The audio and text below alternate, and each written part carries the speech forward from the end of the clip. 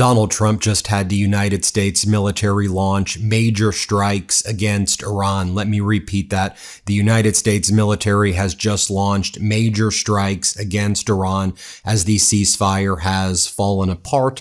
CENTCOM has confirmed, and CENTCOM said they did this in response to Iran striking a Singapore vessel that was not using the IRGC route in the Strait of Hormuz, but was using an Omani route that the United States was encouraging cargo ships to use, which Iran said yesterday was a violation of the ceasefire, which permitted Iran to administer the Strait of Hormuz. So here's what we are learning. The U.S. launched new strikes in southern Iran. At least 3 explosions were recently heard near Sarik in what is expected to have been a U.S. response to Iran's attack on the cargo ship in the Strait of Hormuz yesterday. CENTCOM has confirmed the strikes. This was the message that CENTCOM issued. U.S. strikes Iran in response to attack on commercial vessel.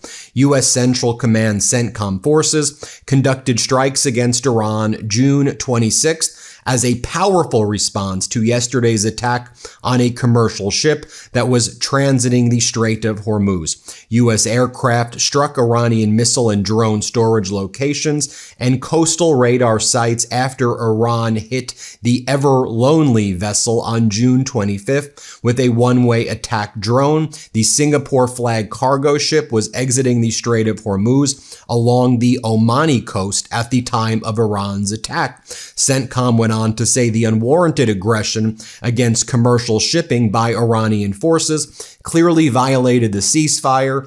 Furthermore, Iran's dangerous behavior undermined freedom of navigation as commerce increasingly flows through the vital international trade corridor. CENTCOM forces continue to provide safe passage, coordination, and support to commercial vessels transiting the strait. The U.S. military remains present and vigilant to ensure all aspects of the agreement with Iran are adhered to, obeyed, and in full force and effect. And by the way, this is exactly what I predicted was going to happen. Marco Rubio has been in the Middle East, meeting with the Gulf Council nations. I said that Rubio was trying to rip apart the ceasefire and rip apart the memorandum of understanding. Iran said, look at paragraph 5 of the MOU. It says, we administer the Strait of Hormuz for 60 days. That traffic is free, but it's under our control. The United States said, actually, we're going to encourage ships not to go through the IRGC-controlled lane, go through the Oman lane. Iran issued a warning, do not go through the Oman lane without our permission, or we will open fire. A ship tried to go through the Oman lane, and then Iran opened fire. Other ships then turned around and went back. And so Iran said, you violated the ceasefire by encouraging ships to go around the IRGC. And then earlier today, Donald Trump posted the following message. The Islamic Republic of Iran shot at least 4 one-way attack drones at ships transversing the Strait of Hormuz. One of the drones solidly hit the upper deck of a large and very expensive cargo-carrying ship. Damage was done, but the ship was able to proceed on its way. We knocked down 3 other drones. Obviously, this is a foolish violation of our ceasefire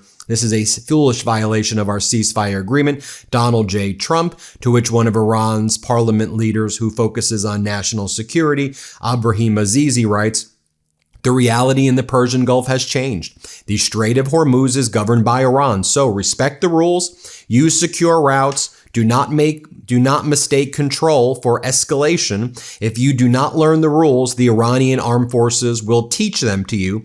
This is not a violation of the ceasefire. It is ceasefire management. Iran's deputy foreign minister, Garbabadi, wrote earlier in the day before the United States launched the attack, safe passage through the Strait of Hormuz with ambiguous arrangements, parallel routes, or decision-making outside of Iran's considerations as the coastal state cannot be guaranteed. Any credible framework must be based on coordination with Iran and the provisions of paragraph 5 of the Islamabad Memorandum of Understanding.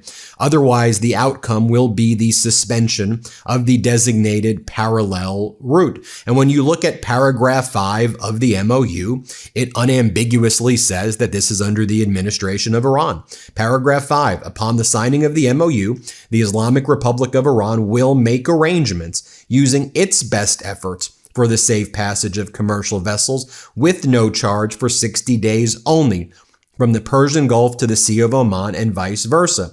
It then goes on to say the traffic of commercial vessels will immediately start, and considering the need for removing technical military obstacles and demining by the Islamic Republic of Iran will be instated within 30 days. The Islamic Republic of Iran will conduct dialogue with the Sultanate of Oman to define the future administration and maritime services in the Strait of Hormuz, in discussion with the other Persian Gulf states, in line with applicable international law and the sovereign rights of the coastal states of the Strait of Hormuz. I mean, it says very clearly there. And so Iran was saying, okay, we entered into this deal and now you were having the ships try to violate the deal, so we're going to enforce the terms of the MOU. Now, moments ago, before the United States launched these military attacks against Iran, Donald Trump was in the Oval Office and a reporter said to him or asked him, "You said that Iran violated the ceasefire. Will they face any consequences?" Here was Donald Trump's response. Let's play this clip. On Iran, Mr. President, you said that Iran violated the ceasefire. Will they face any consequences? You'll find out. Do you consider the ceasefire to still be in place? I don't like the fact that they took a shot yesterday, actually 4, we knocked down 3, at a ship. Not an allied ship, but a ship, a very expensive ship. And it was fine, but it took a little beating.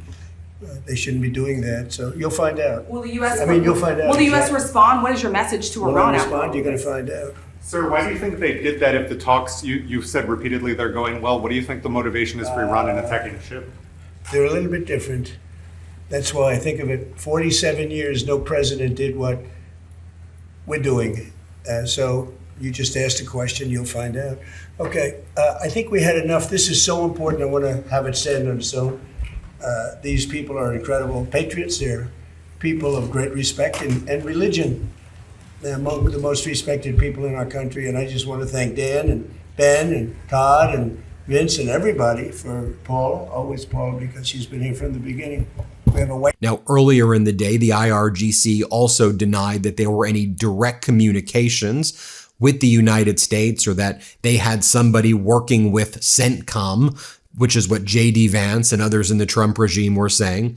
IRGC spokesperson, following claims by American officials about a direct line between Iran and the U.S. regarding the Strait of Hormuz, announced that this is an absolute lie and strongly denied it. He said, "This did not happen. This will not happen. The Strait of Hormuz is Iranian territory and has no connection with the IRGC." Yesterday, also, MB Ghalibaf, the lead negotiator for Iran on this deal, said, "America falsely claims our unfrozen assets will buy their agriculture." Interesting. "The only crop we're harvesting is what you planted. Decades of mistrust. It's organic, abundant, and homegrown.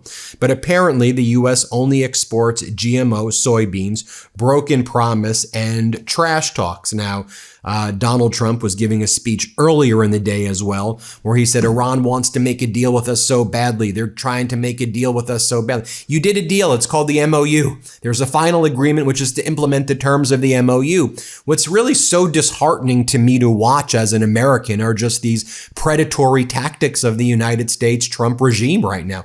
The deal's been entered. Whatever you say about the deal or don't say about the deal, this is the deal. These are the terms. Yet the United States is constantly trying to say the terms aren't the terms, or, oh, this was just preliminary and we'll figure it out later. You're not going to achieve in a deal that which you couldn't in the war. You lost the war. You should never have been involved in the catastrophic war in the first place. That's why the deal is a surrender document. It is what it is because the United States lost, and we should never have been involved in this catastrophic and unlawful war with Netanyahu in the first place. So stop with the, oh, they're still trying to make a deal with us. All you're going to be doing is further putting the United States and the world into economic calamity. Here was Donald Trump earlier saying they're dying to make a deal. Play this clip. They said they're stronger.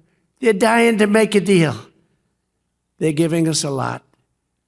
They should have been done over the 47-year period that they've reigned with terror And this is what he said yesterday. Oh, they want to make a deal so badly. This was the bizarre speech he gave to farmers at the White House. Here, play this clip. Navy, they had 159 ships within 1.5 weeks. They were all at the bottom of the sea. And then I have to listen to the fake news. Oh, they're much better today than they were then. These people are crazy. They want to make a deal with us very badly. And we probably will. I think we will. But the strait is open. Yesterday, they took out 19 million barrels of oil. That's the most in the history of the strait. And the oil prices are dropping like a rock. And and then this was part of that speech where he said to the farmers, we knocked the hell out of them. And now we're negotiating from strength. This is pure strength. Here, play this clip. And I said, we're going to journey down. We're going to do what we have to do. And we did. We knocked the hell out of them. And now we're negotiating from a position of pure strength. Pure strength. They know that. And the strait's already open, and we're setting records of the strait. But we had to do that. We cannot let Iran have a nuclear weapon. Now, as I noted, this is not coincidental. I've been doing lots of videos on this yesterday morning, yesterday afternoon, this morning, and I've been saying the oil price is manipulated. Donald Trump waited until the markets closed to strike Iran. He waited to do the market manipulation. By the way, I think Iran is going to respond very strongly. They have already indicated that they will be responding in the right time and place, and it will not go unanswered, is a direct quote coming from the IRGC. But take a look at this photo right here. You have Rubio meeting with the Gulf Council cooperation countries right here, these GCC countries, and his goal was to basically say the MOU is just a starting point, and don't worry, we're not going to do a $300 billion fund. Don't worry, we're not going to do tolls on the Strait of Hormuz. Don't worry, the terms that are in the MOU are just temporary, when in fact, these are binding terms. I mean, you had the Iranian Foreign Minister Araghchi yesterday call the Omani Foreign Minister, where they further confirmed that there would be likely tolls and fees in the Strait of Hormuz. You have Iran also giving warnings to the Israeli jets that are in the region as well. And so, as I've always been saying, things have been escalating significantly in the Strait of Hormuz. I said that the ceasefire was very flimsy to begin with. And the dropping of the Brent crude prices to $72.53 made absolutely no sense because of how flimsy this ceasefire is. And we're seeing the ceasefire just completely fall apart right now, as CENTCOM has confirmed these United States military strikes against Iran. That's where we're at right now. Hit subscribe. Let's get to 7 million subscribers. Thanks for watching, everybody.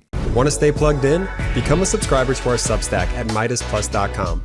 You'll get daily recaps from Ron Filipkowski, ad-free episodes of our podcast, and more exclusive content only available at MeidasPlus.com.